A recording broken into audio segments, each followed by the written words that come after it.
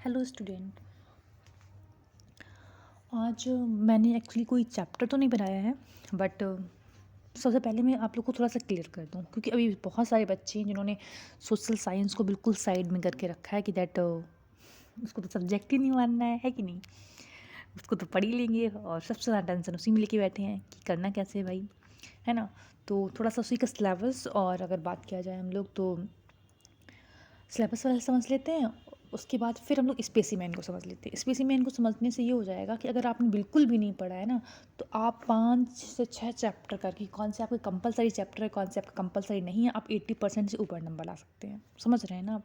क्योंकि ICSE board में एक चीज़ बहुत अच्छी है कि इन्होंने बहुत ज़्यादा और करके आपको दिया है, इतना और लगाए हैं ना कि बहुत सही है। मतलब ये चीज़ें बहुत अच्छी हैं। चैप्टर देखा जाए ICSE बोर्ड टफ है, बट जिस हिसाब से वो और लगाते हैं वो चीज़ बहुत अच्छी है।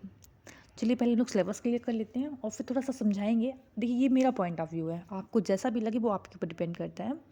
और ये जो मेरा पॉइंट ऑफ व्यू है वो सिर्फ उन बच्चों के लिए जिन्होंने पढ़ा नहीं है, और जिन्होंने पढ़ा है तो मैं उनको पूरा बोलूँगी वो 100% तैयार करके जाएँ अपना सिलेबस, क्योंकि वही ज़रूरी है। देखा जाए किसी भी सब्जेक्ट को आप छोड़ नहीं सकते, है ना। इसलिए मैंने सिलेबस अभी खोला हुआ है, तो इस एक्चुअली मैंने साइट पे खोला है अभी, तो मैं इसमें मार्किंग नहीं कर पाऊँगी, बस मैं आपको दिखा सकती हूँ। देखिए होता क्या है, मैप बर में अगर बात करें तो हमारे यहाँ पे interpretation of the topographical map आता है। देखिए ये जो है वो कंपलसरी है, 10 नंबर का आपको वो कंफर्म ही आना है। अभी इसमें A B C 3 4 5 6 7 8 दिया तो 8 गया है, बट आप कुल मिला के 10 नंबर का क्वेश्चन आएगा, तो वो आपको फिलअप करना पड़ेगा। ठीक है, टोपो सीट। तो आप सोचिए 10 नंबर का टोपो सीट ये कंपलसरी क्वेश्चन में है, तो इसको तो आप बिल्कुल भी स्किप नहीं कर सकते। ये चैप्टर आपको स्किप करना ही नहीं है, क्योंकि इसमें तो और भी नहीं है ना। दिक्कत ये है ना। फिर नेक्स्ट आती है सेकंड जो पार्ट है हमारा, मैप ऑफ इंडिया। तो मैप ऑफ इंडिया को भी आपको बहुत अच्छे से प्रैक्टिस करना है, क्योंकि आप इसको भी स्किप नहीं कर सकते, क्योंकि ये कम्प्लीटली अगर बात किया जाए ये दोनों जो क्वेश्चन है वो कंपलसरी क्वेश्चन पे हैं। एक थर्ड क्वेश्चन जो कंपलसरी में आता है पार्ट 1 में, अगर हम लोग बात करें तो उसमें हमारे MCQ आते हैं। तो MCQ का बात रहे तो जिन्होंने पूरा पढ़ा होगा तो उनको पूरा MCQ अच्छे से आएगा, और जिन्होंने नहीं पढ़ा होगा तो वो कुछ लगा लेंगे जो पढ़ा रहेगा जिसमें से, और 1-2 क्वेश्चन के छूटेंगे। ये देखिए नॉर्मल सा केस है कि अगर आपने पूरी साल नहीं पढ़ा है तो कुछ तो घाटा आपको होगा, है ना। ज़्यादा घाटा नहीं होगा। जैसे मान लो एग्जाम्पल 10 क्वेश्चन रहते हैं तो आप लगभग 5 से 6 तक ले जाएंगे। 4 से 3 नंबर मान लीजिए आपके जाने वाले हैं, अगर आपने कुछ चैप्टर छोड़े हुए हैं, जैसे मैं आपको बताने वाली हूँ। और ये वीडियो सिर्फ उनके लिए जिन्होंने बिल्कुल भी नहीं पढ़ा है, और जिन्होंने पढ़ लिया है तो उनके लिए बहुत ही अच्छा है, कोई इशू नहीं है ना। तो अगर हम लोग आगे बढ़ते हैं तो देखिए क्लाइमेट चैप्टर में अगर हम लोग देखते हैं तो distribution of temperature, rainfall, wind in summer, winter, factor affecting the climate area, monsoon and its mechanism, फिर season March to May summer, June to September जो मानसून है, October to November rotating monsoon, और May to February. 4 monsoon हम लोग पढ़ते हैं ना, वो चारों दिए गए, इनके बारे में पढ़ना है। बस इतना ही मेरा सिलेबस है क्लाइमेट में। फिर अगर 5th चैप्टर में अगर बात करें हम लोग, टाइप ऑफ सॉइल जो है, तो लेवल सॉइल और red soil, laterite soil, black soil, 4 soil, उनका distribution, composition, characteristic, colour, texture, कुल मिला के उनके बारे में सब कुछ पढ़ना है। और सॉइल यूरेजन, उनके कॉज क्या है, और प्रिवेंशन और कंजर्वेशन पढ़ना है सिर्फ। ठीक है। नेचुरल वेजिटेशन में अगर बात करें, इंपॉर्टेंस ऑफ फॉरेस्ट पढ़ना है कि फॉरेस्ट क्यों इंपॉर्टेंट है। तो भाई ये तो बिना पढ़े लिख लोगे कि क्यों इंपॉर्टेंट है फॉरेस्ट हमारे लिए। ठीक है। फिर टाइप ऑफ वेजिटेशन आपको अच्छे से पढ़ना है बस, tropical, evergreen, tropical desert, littoral और माउंटेन। थोड़ा सा समझ लेना है तो कोई इशू नहीं है, क्योंकि ज़्यादा टफ क्वेश्चन बनते नहीं हैं। 1-2 क्वेश्चन में बस थोड़ा सा आप कॉमन सेंस का समझने की बात लगाएंगे, देन क्वेश्चन सॉल्व हो जाएगा, कोई इशू नहीं है ना। फिर फॉरेस्ट कंजर्वेशन, देखिए important of forest, forest conservation, ये तो बस एक बार इनको देखना है, थोड़ा सा ध्यान बस देना है तुमको। जो भी चैप्टर जब पढ़ाऊँगी तब थोड़ा सा जो है इनमें क्लासिफिकेशन में ध्यान दे लेना है।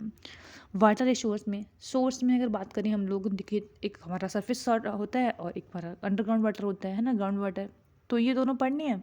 फिर need for conservation of water, क्यों कंजर्व करना चाहिए, प्रैक्टिस क्या क्या होती है, और जितनी भी हार्वेस्टिंग, वाटर हार्वेस्टिंग होती है, हार्वेस्टिंग के बहुत तरीके होते हैं ना वो, और इसके इंपॉर्टेंस पढ़ने हैं। फिर इरिगेशन पढ़ना है, रेन वाटर हार्वेस्टिंग पढ़ने के बाद अगर देखा जाए तो इरिगेशन आएगा। इरिगेशन में एक्चुअली बहुत सारे पॉइंट हैं, सॉरी मैंने गलत बोल दिया, रेन वाटर हार्वेस्टिंग बहुत सारे पॉइंट हैं, बहुत सारे पॉइंट हैं इरिगेशन में, है ना। तो इरिगेशन में ये रहेगा, हमको वो सारे पॉइंट पढ़ने पड़ेंगे, क्योंकि सबसे क्वेश्चन आया है, इसमें कोई स्पेशली मेंशन नहीं किया गया है कि इरिगेशन किस टाइप का है। उन्होंने स्पेशल बोल दिया इंपॉर्टेंस एंड मैथड, मैथड के अंदर हर एक मैथड आता है ना। तो वो थोड़ा सा आपको देखना पड़ेगा। फिलहाल टफ नहीं है, क्योंकि अधिकतर आप चीज़ों को देखे हुए हैं, तो आप चीज़ों को समझ सकते हैं। ठीक है, कुछ चीज़ों को मैं जब पढ़ाऊँगी तो कुछ जो जैसे कुछ लोगों ने बहुत अच्छे से यूट्यूब वीडियो बनाया हुआ है, मतलब में जैसे होता है ना कि दैट शॉर्ट जो वीडियो रहता है कि बहुत अच्छे से वो आपको क्लियरली समझ में आ जाए। आपने एक बार उस वीडियो को देखा तो आप समझ जाएंगे कि इस मेथड का मतलब ये है, बात खत्म। उसके बारे में थोड़ा सा लिखने वाला समझ लो, बस हो गया खत्म, है ना।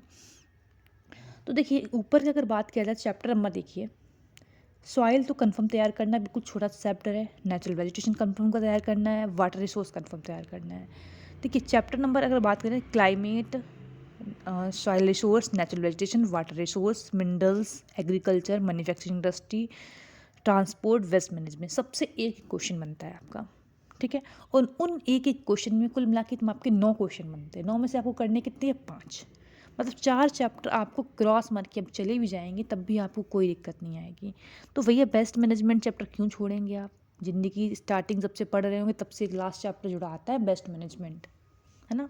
तो उसको तो छोड़ना ही नहीं है। सेग्रेगेशन करना, डंपिंग क्या होता है, कंपोस्टिंग क्या होता है, ये किसको नहीं पता है, रिड्यूस क्या होता है, रिसाइकलिंग क्या होता है, सबको पता होता है। वैसे एक बार देख लीजिए, खत्म। एक चैप्टर देखिए वेस्ट मैनेजमेंट, आप ऊपर से देखते हैं तो पहला आप सॉइल कंफर्म कर लीजिए, एक चैप्टर, नेचुरल वेजिटेशन दूसरा चैप्टर, वाटर रिसोर्स तीसरा, और चौथा हमारा हो गया वेस्ट मैनेजमेंट। ठीक है, फिर अगर हम लोग बात करें ट्रांसपोर्ट, भी बहुत छोटा सा है, गोल्डन क्वाड्रिलेटरल थोड़ा इंपॉर्टेंट क्वेश्चन है वो, उसको पढ़ना है, ठीक है। पर transport as compare to other मुझे ज़्यादा आसान लगता है, क्योंकि मैन्युफैक्चरिंग इंडस्ट्री अगर देखा जाए तो आसान तो ये भी है, लेकिन इसमें रटने वाली चीज़ें बहुत है, बहुत रट्टा मार है। अगर आप रट्टा मारने में एक्सपर्ट ज़्यादा हैं तो फिर कोई बात ही नहीं है, फिर तो आराम से रट्टा मार सकते हैं, कोई इशू नहीं है। मैन्युफैक्चरिंग इंडस्ट्री का ज़्यादा सिलेबस नहीं है, ठीक है। लेकिन अगर नहीं, आपको रट्टा मारने में दिक्कत ज़्यादा होती तो फिर इसको आप छोड़ दीजिए, एक आप इसको स्किप कर दीजिए और एक एग्रीकल्चर स्किप कर दीजिए, 2 स्किप हुआ, और एक मिनरल्स एंड रिसोर्स। आपने कुल मिला के 3 ही स्किप किए हैं। सोचिए आपको स्किप करने कितने हैं? 4, मतलब आप चैप्टर 6 तैयार करके जा रहे हैं, तो उसमें से 5 कर लीजिए, बात ख़त्म हो गई, है कि नहीं। आप क्यों इतना लंबा, जिसमें अगर बात की इंडियन एग्री का इंपॉर्टेंस है, फिर टाइप्स हैं, फिर सीजन, फिर इसमें सब जो राइस वीट सबके बारे में पढ़ना होता है, कब होता है, क्या क्या चीज़ें हैं इनकी, सीजन्स, खारिफ क्या है, जात क्या है, रावी क्या है, सब आपको पढ़ना पड़ता है टोटल। कॉटन जूट, है ना, कहाँ पाया जाता है, क्या चीज़ें, मतलब थोड़ा सा लेंदी चैप्टर है एक्चुअली। अधिकतर ये बुकों में जो दिया गया है, जो मैं प्रेफर कर रही हूँ या फिर मैंने जो और भी देखी हैं, उस पर 3-3 चैप्टर में डिवाइडेड है। आप सोचिए, आप 3 चैप्टर करने के बाद आपको नंबर कितना मिल रहा है? 10। वहीं सॉइल छोटा सा चैप्टर करने के बाद आपको नंबर कितना मिल रहा है? 10। जब हर चीज़ में मार्क्स बराबर है तो फिर क्यों एग्रीकल्चर को करना है? जरूरी तो है नहीं, तो इसको बिल्कुल स्किप कर दीजिए। एग्रीकल्चर हो गया, ये भागराना अग्रवाल जो है तुम्हारा मिनरल्स एंड एनर्जी रिसोर्स। देखिए मिनरल्स और एनर्जी रिसोर्स है आसान चैप्टर, मुझे कोई टफ नहीं लगा, क्योंकि कोल पेट्रोलियम बस गैस थोड़ा समझना है। मेरे हिसाब से देखिए 2 चैप्टर आप बिल्कुल ही हटा दीजिए, एग्रीकल्चर और मैन्युफैक्चरिंग इंडस्ट्री। ऐसा नहीं मैं इसको पढ़ाऊँगी नहीं, मैं इसको पढ़ाऊँगी। मैं सिर्फ उनकी बात कर रही हूँ जिनको भाई लाना है 90% नंबर, बात ख़त्म हो गई। तो आपकी ये दोनों, आपकी जो पार्ट बी होगा उसमें आपका एक क्वेश्चन भी नहीं जाएगा, गड़बड़ नहीं होगा। पार्ट ए में सिर्फ आपका गड़बड़ होगा एमसीक्यू में, क्योंकि एमसीक्यू इस 2 चैप्टर से एमसीक्यू बनेगा। एक एक क्वेश्चन भी अगर एमसीक्यू का बना तो 2 नंबर आपका चला जाएगा। फिर भी आप अगर मान लेते हैं हम लोग, चलो बहुत मैक्सिमम तो दोनों को मिला के 3-4 नंबर का बन गया, हम एग्जाम्पल मानते हैं, तब भी आप नंबर कितनी ला लेंगे? 4 नंबर हटा दीजिए ज़रा,